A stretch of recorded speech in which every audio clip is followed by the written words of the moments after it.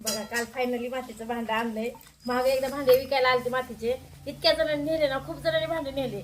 मग माझी इच्छा होती मला पण भांडं घ्यायचं होतं. किती दिवसापासून मी घोकत होते भांडं घ्यायचं, पण तेव्हा मला भांडंच मिळालं नाही. मी जास्त होतं भांडं संपलं होतं, पुन्हा मी घोकायले. मला भांडं घ्यायचं होतं मातीचं, इच्छा होती पण मिळालं नाही. तर काल आले होते. काल मला पण माहित नव्हतं आलेत म्हणून भांडे, पण शिवानीनं काल न सांगता भांडं आणलं. अजून खूप वेगवेगळ्या प्रकारचे भांडे होते, पण एकच आणलंय भांडं. आता दुसऱ्या वेळेस आणू म्हणलं. जुनं ती सोनं सगळं जुनं मागटलं आलंय.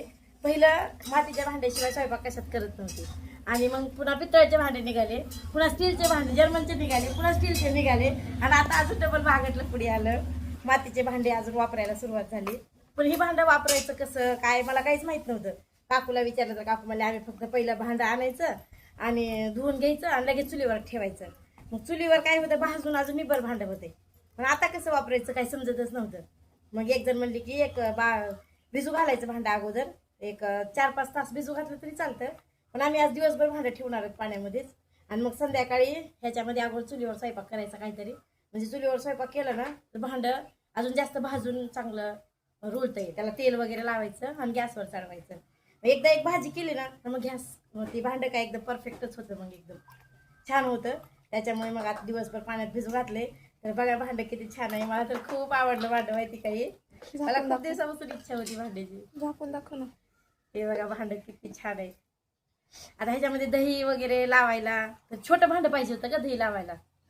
पुढच्या वेळेस सगळी जुनी पद्धत माघारी यायला लागली. भांड्याची यायली, ब्लाऊजची यायली, साड्याची यायली, सगळी जुनं ती सोनं पहिल्यापासूनच म्हणले सगळं जुनं माघारी यायला लागलं. पहिलं एवढं तर नाही, मंगळसूत्राचे फॅशन सुद्धा पण जुनीच माघारी यायला लागले. मोत्याचे पहिलं मोत्याचे नथ, मोत्याचे गळ्यातले वापरत होते, आता तीच फॅशन मग माघारी यायला लागली. तसंच भांड्याचं पण झालंय. पण माझी खूप इच्छा होती, बरं झालं शिवानीने माझी इच्छा पूर्ण केली.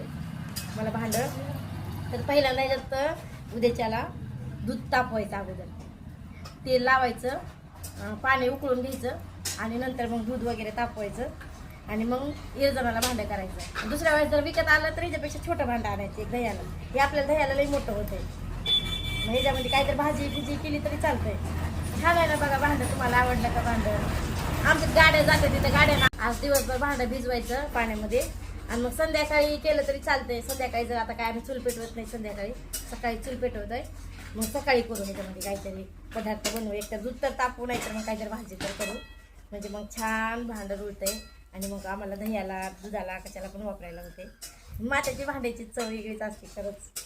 वा वा वा, आज पहिल्यांदा मातीच्या भांड्यातलं स्वयंपाक खायचंय आता उद्याच्याला. माझी खूप इच्छा होती, मला लई भांडं आवडलं होते.